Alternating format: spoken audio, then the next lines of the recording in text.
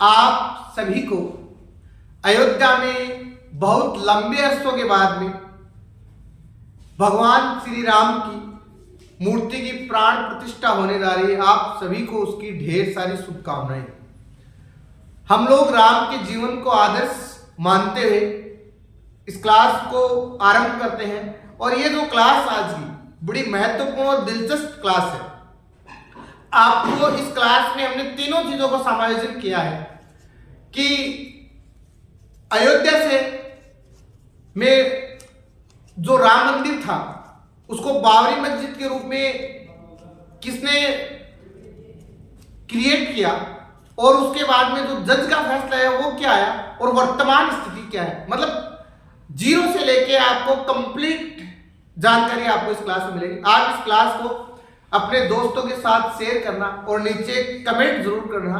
प्रभु श्री राम का जयकारा लगाते हम क्लास को आरंभ करते हैं और इसी कड़ी में हम अयोध्या भव्य राम मंदिर की प्राण प्रतिष्ठा के उपलक्ष्य में 22 जनवरी 2024 को 2 बजे से लेके 5 बजे तक न्यू राज कोचिंग क्लासेस मुकदगढ़ में एक बहुत ही शानदार सांस्कृतिक प्रोग्राम और प्रसाद वितरण का कार्यक्रम कर रही है। तो आप जितने भी विद्यार्थी मुझे देख रहे हैं जो लोकल में है वो कार्यक्रम में आके कार्यक्रम का आनंद और लुत्फ उठा सकते हैं। अब हम क्लास को शुरू करते हैं, लेकिन बड़े गंभीर होकर क्लास को देखना, तभी आपको पूरी क्लास समझ में आएगी।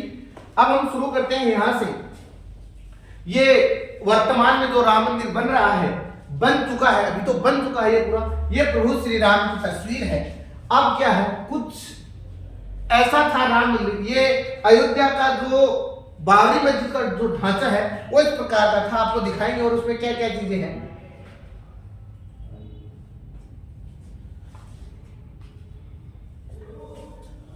ये प्रकरण शुरू कब होता है, जब भारत के अंतर्गत मुगल आते हैं। और मुगलों में भी कौन, आपको साल 1528 और 29 का समय है। ये समय कब का है, 1528 और 29 के बीच की बनाई गई एक, जिसको ये था राम मंदिर, लेकिन उसको बाबरी मस्जिद के नाम से जाना गया और अयोध्या का विवाद बाबरी मस्जिद से घिर गया। इसकी शुरुआत हुई 1528 ईस्वी में। इसकी शुरुआत कब होती है, 1528 ईस्वी में होती है, जब बाबर का सेनापति है, जिस सेनापति का नाम है मीर बाकी। ये रहा, हमने फोटो डायग्राम भी दिखाया है साथ में। मीर बाकी ने अयोध्या में बाबरी मस्जिद बनवाई। इसी मस्जिद को मुगल काल की एक महत्वपूर्ण मस्जिद माना जाता है।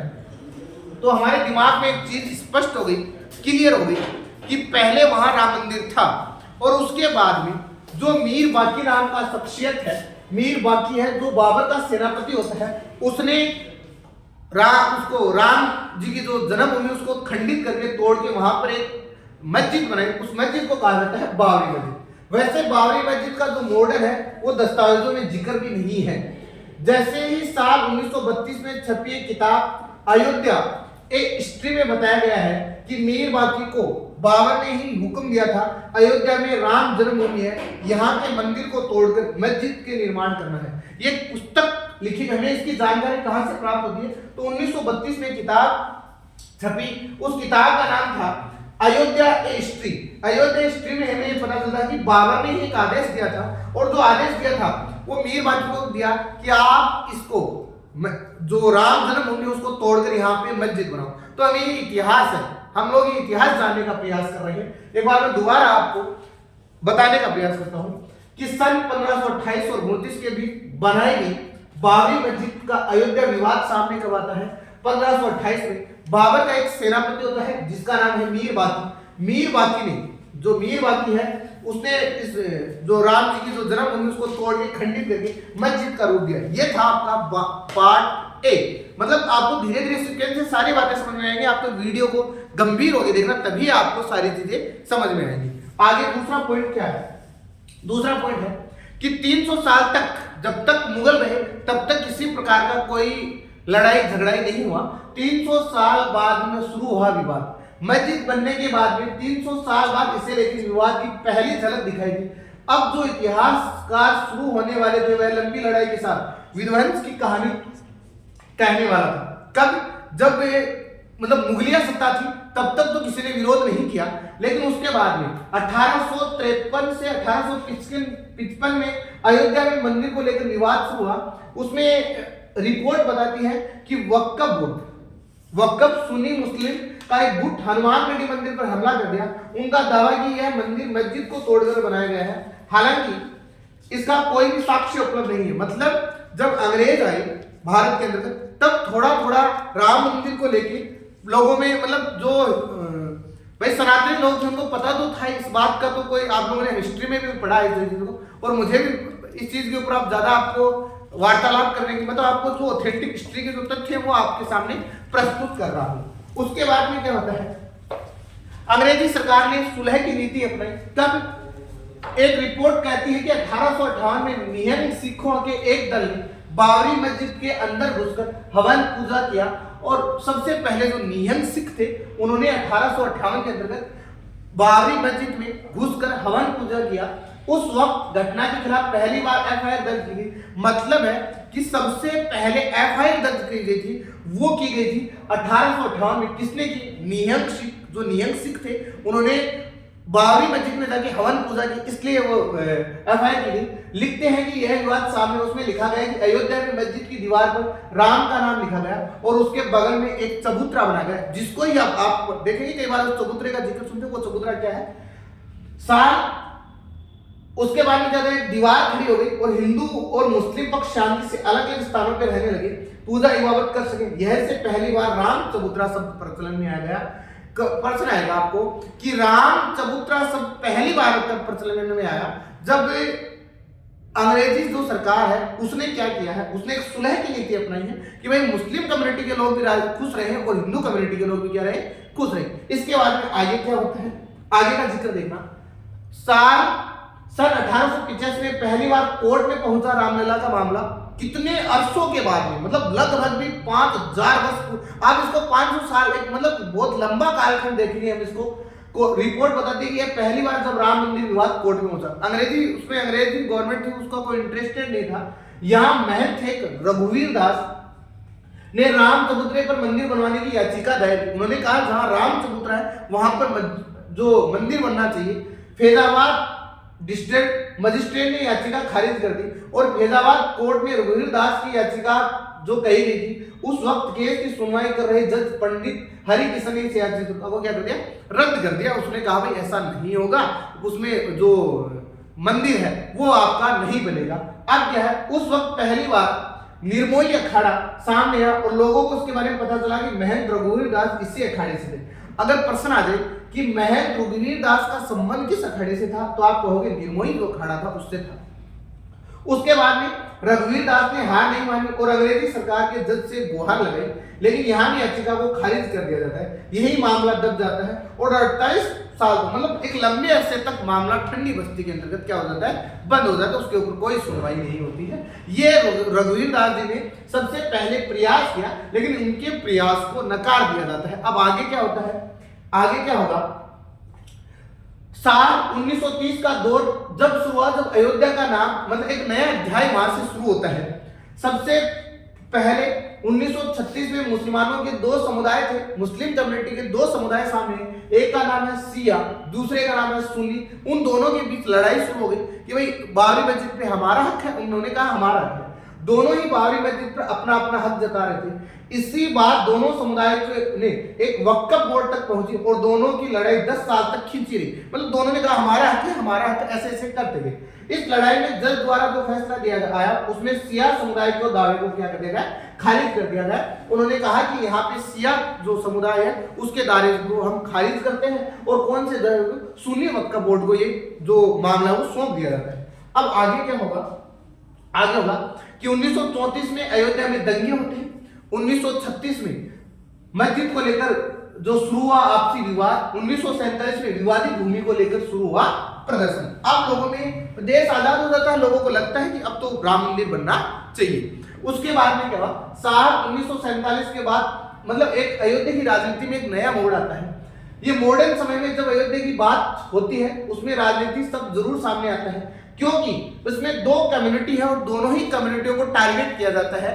अब होता क्या है, हालांकि इसकी शुरुआत बंटवारे के बाद हुई, पाकिस्तान का वजूद बना और अयोध्या में हिंदू महासभा का हस्तक्षेप सामने आ गया। अब हिंदू महासभा थी आजादी के बाद भी हमेशा ये मांग करती रही कि मस्जिद है वहां पर राम मंदिर बनना चाहिए, ये हिंदू महासभा की मांग रही।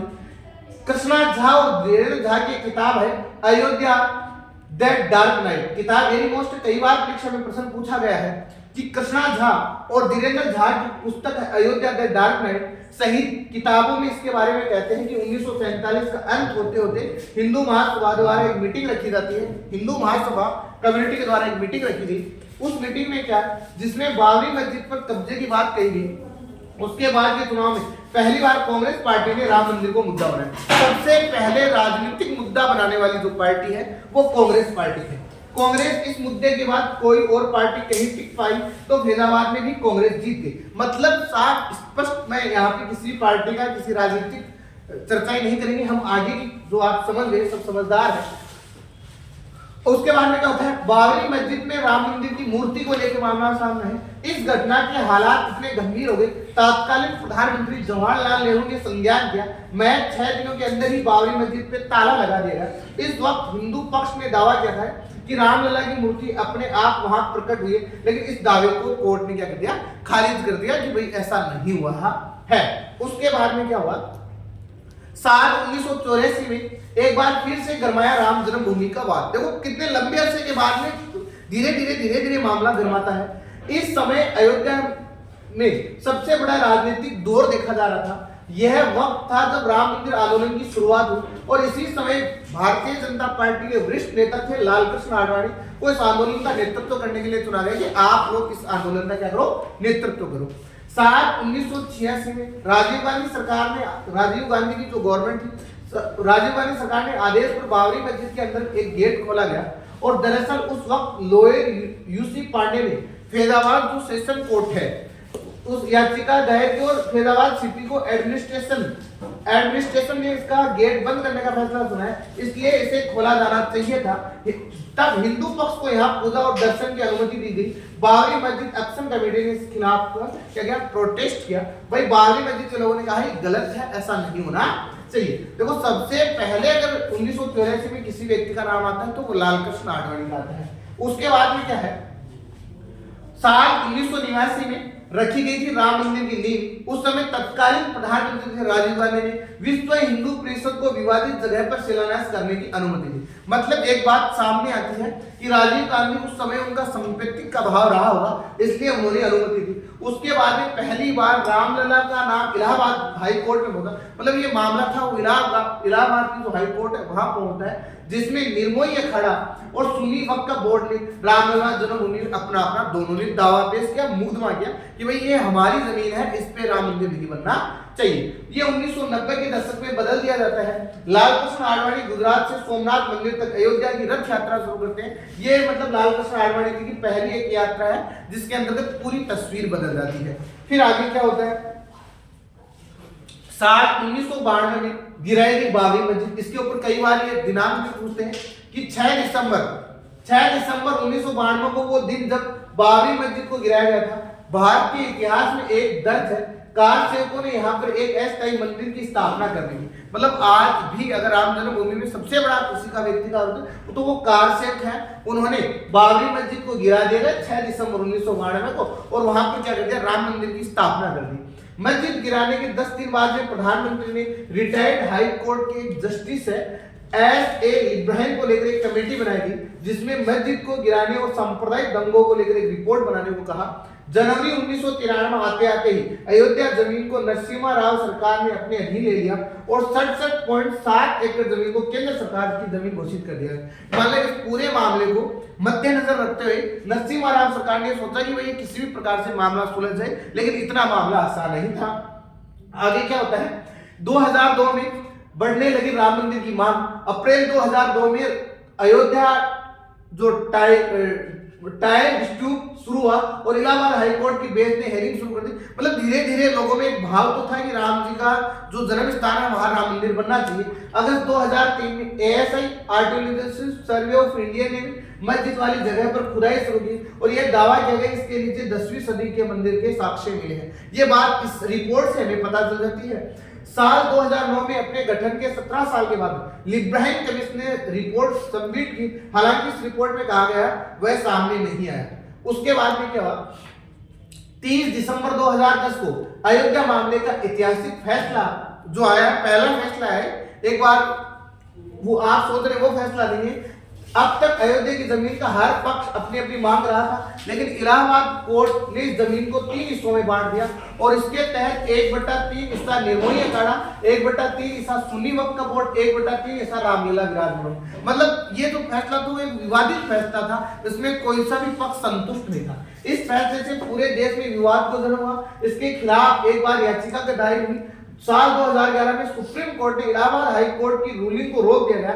सुप्रीम कोर्ट ने इस हेयरिंग को लेकर कहा कि इलाहाबाद हाई कोर्ट का जजमेंट अजीब है क्योंकि तीनों में से किसी भी एक पार्टी को उसके लिए गुहा लगेगी। मतलब तीनों को आप लोग जमीन का डिवीजन मत करो, एक किसी पार्टी को दो, ऐसा कहना था।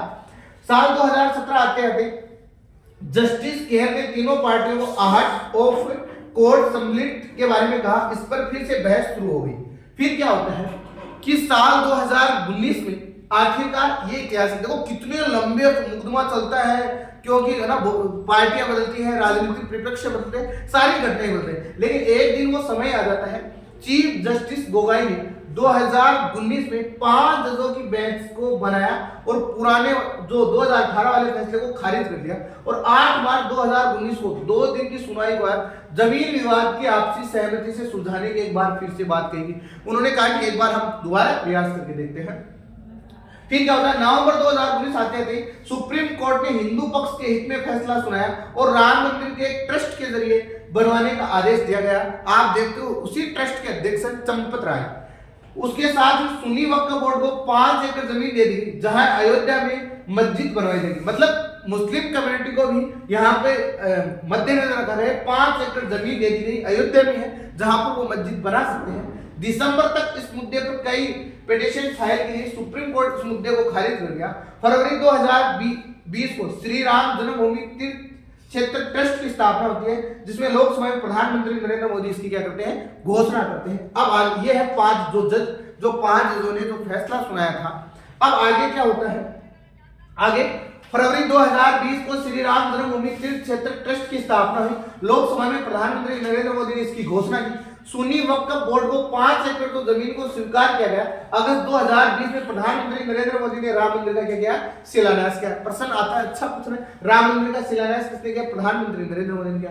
अब 22 जनवरी 2024 को प्रधानमंत्री नरेंद्र कल क्या है, राम मंदिर का जो प्राण प्रतिष्ठा मूर्ति विराजमान होगी उसके अंदर देखो ये ऐसा होगा अपना भव्य राम मंदिर। ये उसमें शिखर है, कितने वक्त 3 साल है, कितने गुंबद है 5 है, कितने फीट है 360 है, शिखर है, गर्भगृह है, कुंद मंडप है, नृत्य मंडप है, रंग मंडप है और ये तमाम जमीन देख रहे हैं। और ये भगवान श्री राम की जो वहां पे रामलला में जो प्राण प्रतिष्ठा होगी। आपको ये क्लास कैसी लगी? अगर आपको ये क्लास अच्छी लगी है, क्योंकि ये क्लास हमारे विद्यार्थियों के द्वारा क्रिएट की गई क्लास है। हमारे कोचिंग के 2 होनहार विद्यार्थी हैं, उन्होंने इस क्लास का पूरा मैं कभी भी हमेशा भी एक बात कहता हूँ, क्योंकि जब मेहनत इन्होंने की है, मैंने तो सिर्फ इसके अंतर्गत तो इसको सरस्वती की वजह से जो भी मुखारबित होते हैं उसके वजह से आप लोगों के सामने पेश करके मैं आपको उन दोनों जो स्टूडेंट हैं उनसे मिला रहा हूँ। एक का नाम है कंवरपाल और दूसरे का नाम है अंशुल डोटासरा। उन दोनों को ये मेरे पास से नहीं है। इस क्लास को आप लोग, ये है कंवरपाल, ये है अंशुल, इन दोनों ने इस क्लास को ढंग से एक सलीके से सेट करने का प्रयास किया। आप इस क्लास को तमाम सोशल मीडिया पे ज़्यादा से ज़्यादा शेयर करना। हम किसी भी प्रकार की हमने अपने शैक्षणिक बातें रखी हैं, ना हम किसी प्रकार की कोई राजनीतिक बात रख रहे हैं, ना हम किसी प्रकार की कोई धार्मिक बात रख रहे हैं। हमारा जो उद्देश्य है वो आप लोग समझ रहे होंगे। आप लोग इस क्लास को जितना हो सके जम के शेयर करना ताकि हमारा हौसला और ज़्यादा अफजाई हो सके।